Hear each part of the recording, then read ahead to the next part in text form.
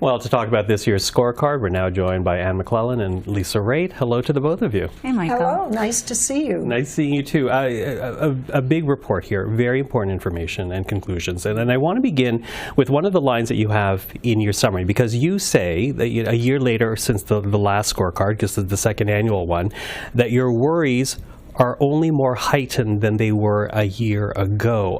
Why do you say that, Anne? Well, I think because when you look at our 21 metrics, in those where progress has been made, it has been small, and we have too many metrics where, in fact, we're not making progress at all. So if you look at productivity per worker, that's going in the wrong direction. If you look at our GDP per capita, yes, small increase, but it's a small increase. And we're not seeing that growth in GDP that we're seeing in countries to which we would compare ourselves. We are seeing some progress in areas that are important to the economy. For example, export capacity of small and medium-sized businesses, which are the backbone of the Canadian economy. Yes, those numbers are increasing. They're exporting more to the United States and the rest of the world. That's good news. But again, those increases are small enough that we worry about the strength of the Canadian economy, which is why we talk in this year's report about fragile growth. Fragile growth. And add to that, Lisa, you also say in this report that we are moving in the wrong direction when it comes to living standards. How are you measuring that? What leads you to that conclusion? We've got a number of things. First of all, you take a look at median wages, which isn't too bad. I mean, it's a bit deceptive. Yes, we've seen a bump in the median wage. We are still far behind Australia, UK, and the United States. And we have a good goal to get there by 2030. So it's not something that you would look to and say, oh, this is terrible. But then you add in productivity. And you can see in productivity and GDP per capita, that's where it builds our resilience to deal with things that don't go our way. And those things are worse than they were pre-pandemic. And if Canada continues on the path it is, it's going to be a situation where our growth is absolutely anemic compared to what the rest of the world is going to be doing. So that's why living better is an important set of metrics, because it gives us an idea of what's going on in the economy when it comes to the purchasing power of people and how much money they have and what they're able to buy. Mm-hmm. Which, actually goes to the real life experience of people. And to that, I do also want to talk about this Nanos poll that you commissioned, because it really captured, while you might be talking about subjects that some people will think are a little bit high above the head, people are feeling it on the ground based on this poll that you did, Anne. Oh, absolutely. And what's interesting about that poll is overall Canadians are feeling pessimistic about the direction of the economy, the country as it relates to the economy. But when you look at the demographics, what you are struck by is young people, age 18 to 35. Their pessimism is, what was it? It was 60-some%, Lisa. Yeah, it's really striking. The question was, are you going in the wrong direction of making sure Canadians have a high standard of living? So that's living better.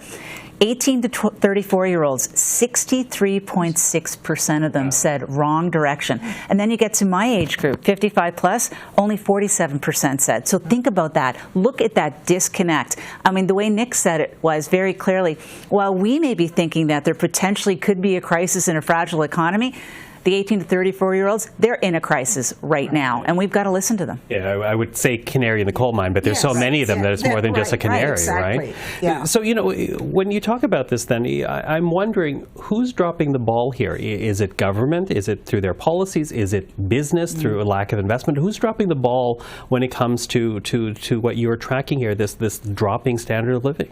It's a combination of actors. It's governments at all levels. It's the private sector.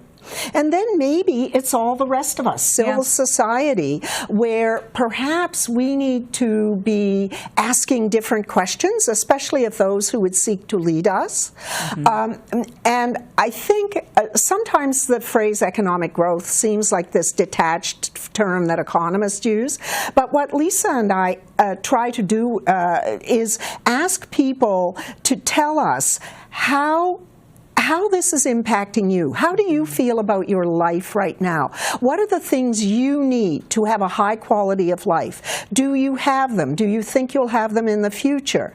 And I think that helps explain what economic growth is in a very real, concrete way for individual Canadians across the country. And we actually are going to be asking Canadians between now and the next election to tell us their stories about what economic growth means to them. What does it mean to them as an individual? What does it mean to them in their family or community or country?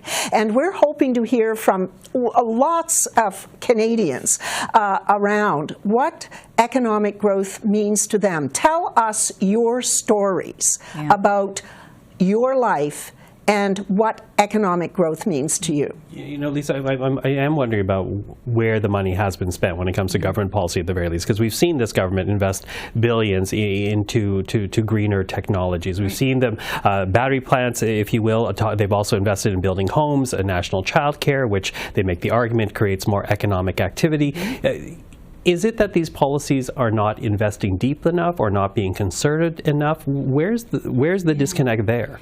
Well, that's the beauty of the scorecard. We're providing the analysis of where we are in terms of a metric, and it allows you then to judge, is that a really good policy that a government has put in place? Was that the right thing? I will tell you, though, the one commonality that goes through all of our discussions with all of our members has to do with it's hard to invest in Canada. It's hard to make a business investment in Canada because there's regulatory gridlock.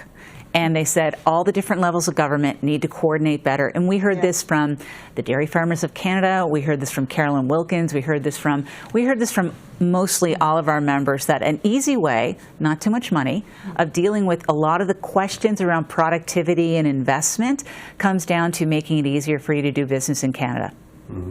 I hate to say it, but we're quickly running out of time. But we are now approaching another federal budget. April 16 is when the finance minister will table it. Very quickly from each of you, in order to further the case that you're making here, what do you hope to see in that budget? And I'll begin with you. I am going to say what you've just heard from Lisa. I think if you streamlined and made more efficient regulatory regimes, not only at the federal level, but the provinces and cities, what have we seen around housing? That in fact, it's a lot of the regulations that municipalities and urban centers have imposed that got in the way of at least generating new housing quickly. So I would say if you were able, first, the three levels of government to work together on regulatory efficiency and reform, but each level of government looking at their regulations and saying, what do we need to ensure the safety and health of our residents, but what don't we need and what can we do better? I would say that would make a big difference in terms of the growth agenda. Yeah. Two things, and they're very granular. I'd like to see the investment tax credits for our clean technology be put into place. And it does go retroactive, but it has to be proclaimed, and we have to get them going in order to keep up on what's happening in the United States. But the second one is, and I'm really hoping it's in there, Michael, Indigenous loan guarantees. Access to capital for Indigenous nations so that they can actually have participation in a meaningful way in leadership in their resource projects. Well, it is a worthwhile report to go through. Thank you for speaking to us. And of course, people, you can read it at home. But for now, Anne McLellan and Lisa Raitt, thank you for the time. Thank you. Thank you.